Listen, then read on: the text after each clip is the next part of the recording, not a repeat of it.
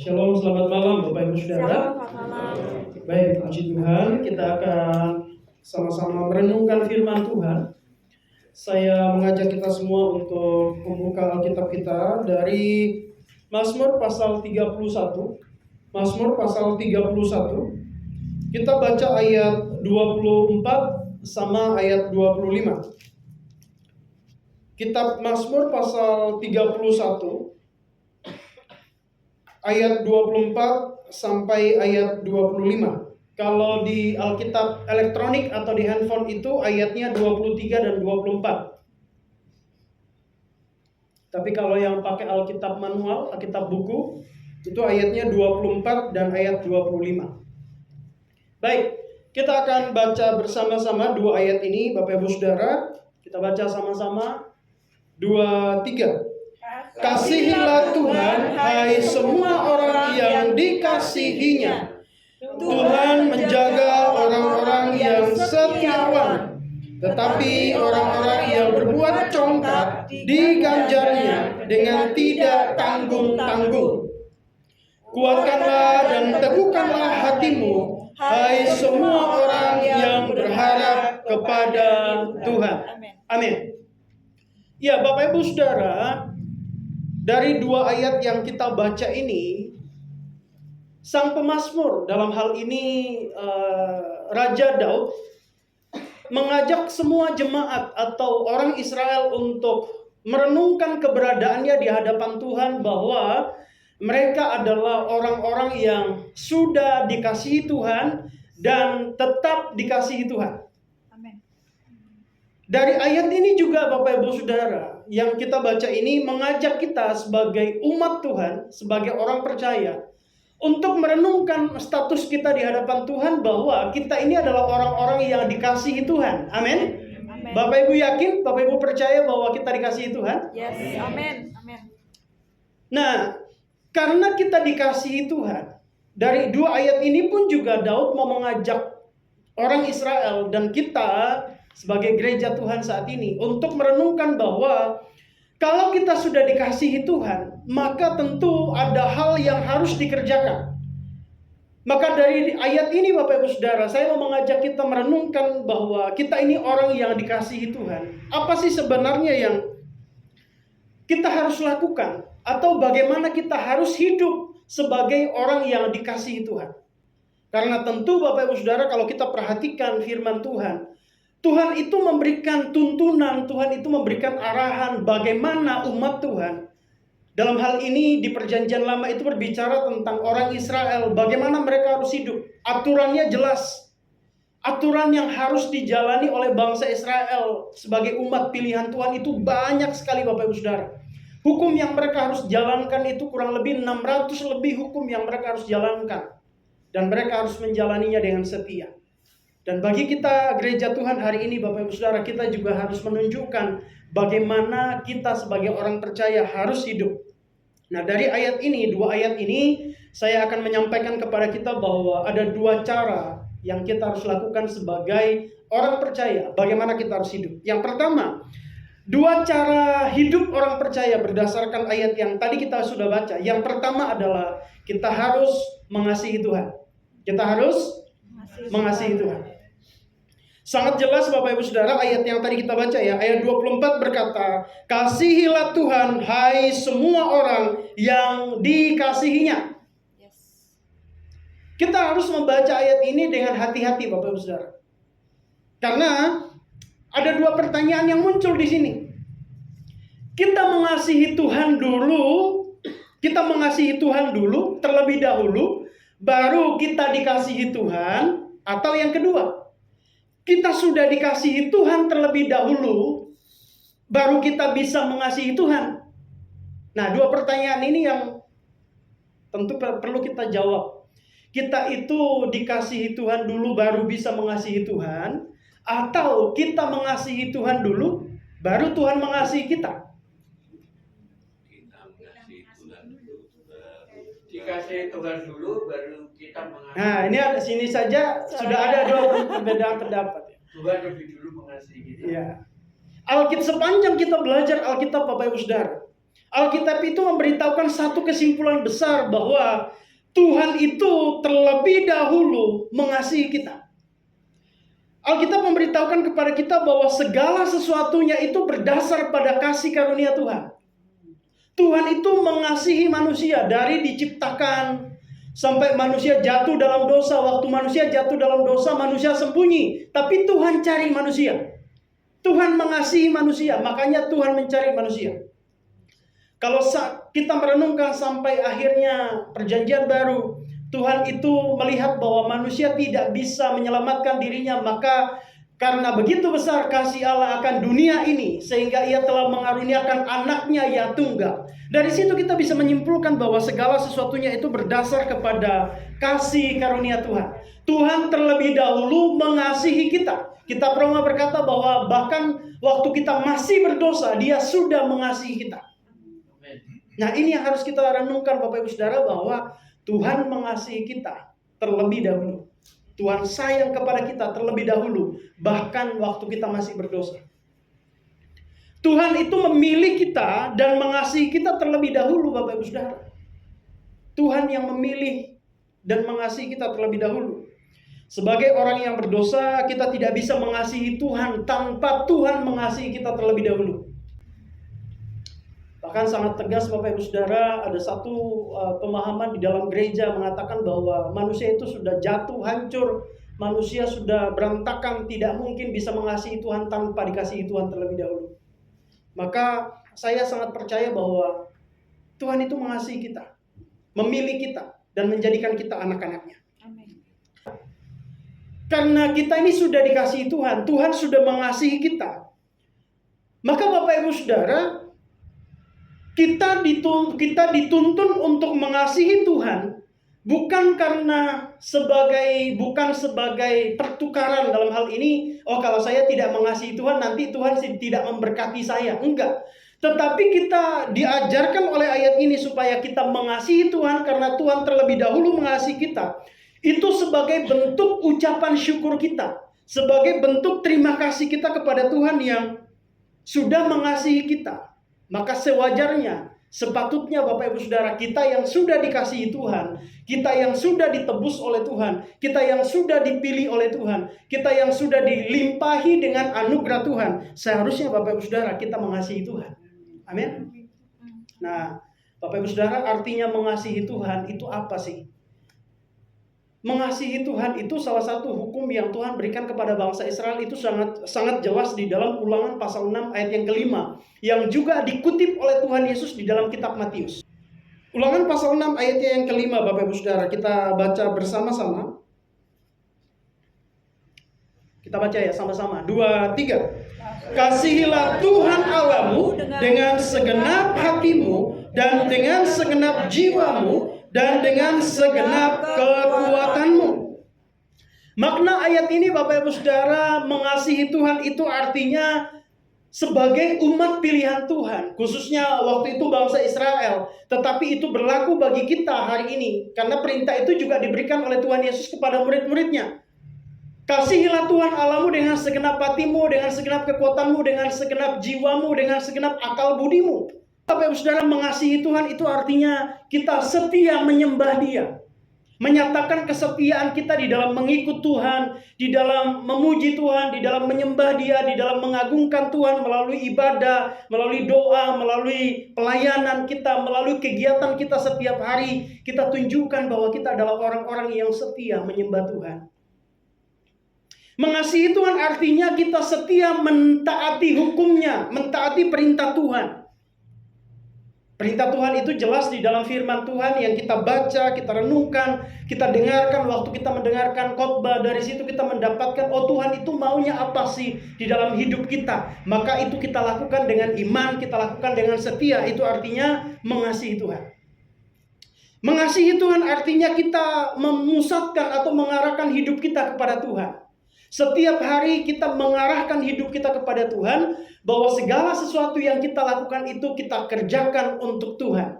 Kolose 3 ayat 23 berkata bahwa apapun juga yang kamu perbuat, perbuatlah dengan segenap hatimu seperti untuk Tuhan dan bukan untuk manusia. Segala sesuatunya yang kita lakukan itu kita kerjakan buat Tuhan. Apapun yang kita kerjakan, waktu nyapu rumah, waktu masak, waktu mungkin nimba air dari sumur, kita lakukan untuk, padahal kan sebenarnya itu untuk keperluan kita loh Bapak Ibu ya. Tapi Tuhan mengajarkan kepada kita bahwa apapun yang kita lakukan, biarlah kita lakukan semuanya itu untuk kemuliaan Tuhan. Karena segala sesuatunya yang kita kerjakan untuk Tuhan, kita arahkan hidup kita, kita arahkan pandangan kita arahkan pikiran kita kepada Tuhan, kita fokuskan hidup kita kepada Tuhan, pasti segala sesuatu yang kita lakukan penuh dengan ucapan syukur, tidak ada keluhan, tidak ada sungut-sungut, karena kita tahu bahwa capek kita dalam mengerjakan segala sesuatu itu adalah untuk Tuhan. Makanya saya tidak mau memisahkan antara melayani Tuhan itu hanya sebatas waktu kita di mimbar, waktu WL, waktu kita singer, waktu kita berdoa, pelayan perjamuan, LCD, asyar, pendoa, khotbah, bukan itu saja. Tetapi melayani Tuhan adalah segala aspek kehidupan kita. Baik waktu kerja, baik waktu masak, waktu ngurus rumah tangga, ngurus cucu, semua itu kita kerjakan buat Tuhan. Kalau konsep itu, pemikiran kita sudah seperti itu Bapak Ibu Saudara, maka kita mengerti bahwa apapun yang kita kerjakan itu adalah pelayanan bagi Tuhan. Pelayanan bagi Tuhan. Pelayanan apapun itu kita kerjakan buat Tuhan. Amin. Nah, dari sini kita bisa mengambil sebuah kesimpulan Bapak Ibu Saudara bahwa mengasihi Tuhan itu artinya kita setia menyembah Tuhan, kita taat melakukan perintah Tuhan, dan kita mengarahkan hidup kita atau menjadikan Tuhan itu sebagai pusat hidup kita, arah hidup kita. Pikiran kita, perkataan kita, perbuatan kita arahkan kepada Tuhan. Itu namanya mengasihi Tuhan.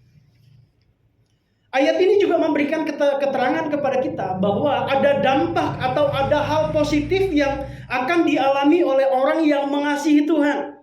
Perhatikan di kalimat selanjutnya di ayat 24 itu. Mazmur 31 ayat 24 bagian B. Mazmur 31 ayat 24 bagian B. Kita baca ya sama-sama mulai dari kata Tuhan. 2, 3. Tuhan menjaga orang-orang yang setiawan. Tetapi orang-orang yang berbuat congkak diganjarnya dengan tidak tanggung-tanggung. Tuhan menjaga orang-orang yang setiawan. Di sini sangat jelas Bapak Ibu Saudara, Daud mau mengajarkan bahwa orang yang setia, orang yang mengasihi Tuhan itu, menyembah Tuhan dengan setia, melakukan firman Tuhan dengan setia, mengarahkan hidupnya kepada Tuhan dengan setia, dia mendapatkan berkat dari Tuhan. Berkatnya adalah dijagai oleh Tuhan. Nah, cuma Bapak Ibu Saudara, kita harus membuka pikiran kita dengan wawasan Tuhan. Sudut pandangnya Tuhan bahwa dijagai dalam hal ini Bapak Ibu Saudara. Dijagai dalam hal ini bukan berarti bahwa kalau kita sudah takut Tuhan, kalau kita sudah mengasihi Tuhan, kalau kita sudah taat melakukan perintah Tuhan, kalau kita sudah menyembah Tuhan, rajin ibadah, bukan berarti bahwa kita bebas dari masalah. Bukan berarti bahwa kita bebas dari beban hidup. Bukan berarti bahwa kita dijagai dari kecelakaan di dunia ini.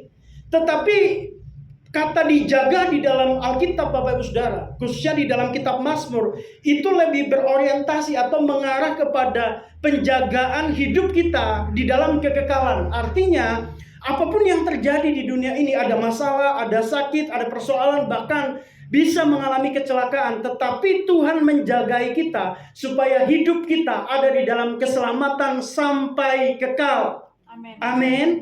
Amin. Nah, kadang-kadang Bapak Ibu Saudara, kadang-kadang kita membatasi pikiran kita bahwa kalau dijagai Tuhan itu artinya orang percaya, orang takut Tuhan itu sudah tidak akan mengalami masalah. Orang percaya, orang takut Tuhan, orang melayani Tuhan sudah bebas dari beban hidup, sudah bebas dari celaka. Enggak. Kecelakaan di dunia bisa saja terjadi. Tetapi yang paling penting dalam penjagaan Tuhan adalah Tuhan menjagai jiwa kita tetap ada di dalam hubungan dengannya supaya kita selamat. Karena saya percaya Bapak Ibu Saudara bahwa segala penderitaan di dunia ini itu akan berubah menjadi sukacita waktu kita ada di dalam kerajaan surga. Tadinya di dunia menderita, ada pergumulan, ada tantangan, ada beban hidup, ada sakit. mengalami celaka, tetapi Tuhan akan rubah semuanya menjadi sukacita. Karena ada harapan bagi orang percaya, kita akan tinggal di dalam langit dan bumi baru, di mana terdapat kebenaran, tidak ada sakit, tidak ada duka cita, tidak ada tangis di dalamnya, tetapi kita tinggal dalam sukacita bersama dengan Tuhan. Itu artinya dijagai oleh Tuhan. Makanya Daud berkata di dalam Mazmur 23 ayat yang keempat.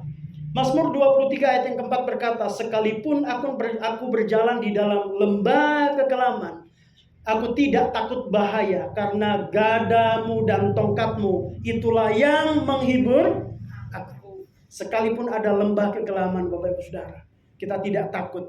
Sekalipun ada persoalan, sekalipun ada masalah, percayalah Tuhan menjaga saya dan saudara. Yes. Amin. Nah, pertanyaannya sekarang, siapa yang rindu dikasihi oleh Tuhan lebih lagi sebagai anak Tuhan? Ada yang rindu dikasihi Tuhan lebih lagi? Semuanya pasti ya.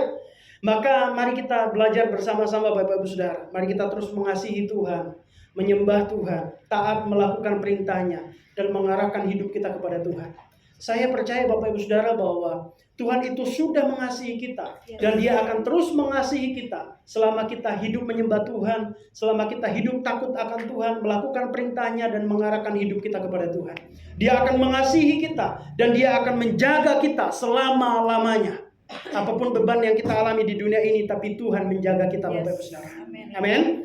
Itu yang pertama. Yang kedua, hal yang kedua yang kita harus lakukan sebagai cara hidup kita orang percaya di muka bumi ini, hal yang kedua yang kita harus lakukan adalah menguatkan dan meneguhkan hati. Menguatkan dan meneguhkan hati. Kita perhatikan kembali Bapak Ibu Saudara, Mazmur 31 ayat 25. Mazmur 31 ayat yang ke-25. Kita baca sekali lagi ya. Mazmur 31 ayatnya yang ke-25. 2, 3. Kuatkanlah dan teguhkanlah hatimu, hai semua orang yang berharap kepada Tuhan. Sederhananya Daud mau bilang begini, kamu orang-orang yang berharap kepada Tuhan, kuatkan dan teguhkanlah hatimu. Nah, saya mau tanya, siapa di sini yang berharap kepada Tuhan? Semua. Jadi kita orang-orang yang berharap kepada Tuhan harus ngapain? Ayat ini berkata bahwa kita harus menguatkan dan meneguhkan hati. Kenapa Bapak Ibu Saudara? Karena realitanya adalah, tadi saya katakan meskipun kita dijagai Tuhan, tapi kita tidak bebas dari masalah, kita tidak bebas dari beban, kita tidak bebas dari pergumulan yang kadang-kadang membuat kita lemah, yang kadang-kadang membuat kita putus asa, kadang-kadang membuat kita khawatir menjalani hidup ini. Makanya kita harus menguatkan hati dan meneguhkan hati kita di hadapan Tuhan, berjalan bersama dengan Tuhan. Orang yang dikasihi Tuhan, saya dan saudara, orang yang berharap kepada Tuhan harus menguatkan dan meneguhkan hati. Meneguhkan hati karena apa? Karena kita ini orang-orang yang berharap kepadanya. Ada pengharapan di dalam Tuhan. Kalau saudara masih ingat, saya pernah sampaikan beberapa minggu yang lalu bahwa bagi orang percaya ada masa depan dan ada harapan. Harapannya tidak akan hilang kalau kita berharap sama Tuhan. Maka ayo mari kita sama-sama belajar untuk menguatkan dan meneguhkan hati. Apa sih artinya menguatkan dan meneguhkan hati? Kata kuat di situ Bapak Ibu Saudara dari bahasa aslinya adalah kasak. Kasak. Pernah dengar kata ini? Kasak kusuk. Nah, gampangnya ingat itu ya. Kasak dalam bahasa Ibrani, bahasa asli perjanjian lama itu artinya kuat. Kasak. Kasak. Kasak kusuk. Kasak doang. Ya, kasak doang ya. Artinya kuat. Nah, tapi kuat yang dimaksud di sini adalah kita itu mengalami kekuatan karena ditopang oleh Tuhan. Kekuatan orang percaya itu karena ditopang oleh Tuhan. Bukan karena kuat dari dirinya sendiri, tapi karena ditopang oleh Tuhan. Tuhan yang menguatkan kita, Tuhan yang memampukan kita, Bapak Ibu Saudara. Amen. Nah, yang kedua, teguhkan hatimu. Kata teguh di situ dari kata amet. Dari kata amet. Artinya amet itu adalah berani melangkah menjalani hidup. Berani melangkah di dalam hidup. Jadi kita kuat karena ditopang oleh Tuhan dan kita berani melangkah di dalam hidup. Pertanyaan saya sekarang adalah, mana yang lebih penting? Kuat apa teguh? Kuat atau berani? Kuat dan berani, betul. Dua-duanya. Makanya kalau saudara perhatikan di dalam Alkitab itu selalu dua kata ini selalu digabungkan. Kuatkan dan teguhkanlah hatimu. Di dalam perjanjian lama banyak sekali itu. Di dalam perjanjian baru juga ada. Kuatkan dan teguhkanlah hatimu. Tidak bisa dipisahkan. Kenapa Bapak Ibu Saudara? Karena begini. Kalau kita hanya kuat tanpa memiliki keberanian, maka kita kuat tapi nggak berani melangkah. Kuat sih kuat, tapi nggak berani melangkah, nggak maju. Nah, sebaliknya, kalau kita berani tapi kita berani tetapi tidak kuat melangkah, kita tidak punya kekuatan, maka kita mungkin maju. Tapi habis itu kita capek, kita lelah. Nah, maka dua-duanya harus dipadukan Bapak Ibu Saudara. Artinya kita harus punya kekuatan. Kekuatan kita bukan dari diri kita, tapi kekuatan dari Tuhan yang akan memampukan kita melangkah sehingga kita berani menjalani tantangan hidup. Amin. Yes. Amen. Dari sini kita mau belajar Bapak Ibu Saudara, Daud itu mengajarkan begini, bahwa orang yang berharap kepada Tuhan akan menjadi orang yang berharap kepada Tuhan. Harapannya, kesetiaannya kepada Tuhan, kasihnya kepada Tuhan itu akan menjadikan orang itu kuat atau mampu bertahan. Kenapa? Karena ada kuasa dari Tuhan yang memampukan dia. Orang yang berharap kepada Tuhan Bapak Ibu Saudara akan menjadi kuat dan mampu serta berani melangkah dalam hidupnya. Bukan karena kekuatannya sendiri, tetapi ada kekuatan Tuhan yang menopang, yang memampukan kita untuk melangkah menjalani hidup. Maka dua hal ini Bapak Ibu Saudara tidak bisa dipisahkan, tapi dua-duanya harus ada di dalam diri kita. Kuatkan dan teguhkanlah hatimu. Tapi kita jadi kuat itu bukan karena kita, tetapi ada kekuatan dari Tuhan, kemampuan dari Tuhan yang menguatkan kita, yang membuat kita bisa berani menjalani hidup. Apapun tantangannya, apapun persoalannya, kalau Tuhan menguatkan kita, kalau Tuhan menopang kita, maka kita mampu menjalaninya. Maka kuatkan dan teguhkanlah hatimu, karena ada Tuhan yang menopang saya dan saudara dalam menjalani hidup ini. Amin. Kita tidak menjalaninya sendirian Bapak Ibu Saudara. Maka kesimpulannya adalah kita ini sudah dikasihi Tuhan Bapak Ibu Saudara. Amin. Saudara percaya kita dikasihi Tuhan? Amin. Tuhan itu sudah mengasihi kita. Dan Dia mengasihi kita hari ini. Dan Dia akan tetap mengasihi kita sampai selama-lamanya. Yes. Amin. Karena kita sudah menikmati kasih karunia Tuhan, kita sudah dikasihi, kita sudah menerima kebaikan Tuhan, maka mari kita mengasihi Tuhan Bapak Ibu Saudara. Mari kita setia menyembah Dia, setia melayani, setia beribadah, setia di dalam berdoa, setia merenungkan firman, dan mari kita setia melakukan perintah Tuhan. Kita arahkan hidup kita kepadanya, kita fokuskan hidup kita kepadanya. Kalaupun ada persoalan, ada tantangan di dunia ini, tapi arahkan hidup kita kepada kekekalan. Bahwa masalah di dunia ini aku bisa hadapi. Kenapa? Karena Tuhan menopang hidupku, Tuhan menyertai hidupku. Amen. Dia yang akan memberikan kekuatan dan keberanian untuk menjalani hidup. Yes. Amin Bapak Ibu. Amen. Maka ayo kita tetap menguatkan hati, meneguhkan hati. Percaya sungguh-sungguh sama Tuhan bahwa Dialah yang akan terus menopang kita dalam menjalani kehidupan ini. Amin. Tuhan memberkati kita semua.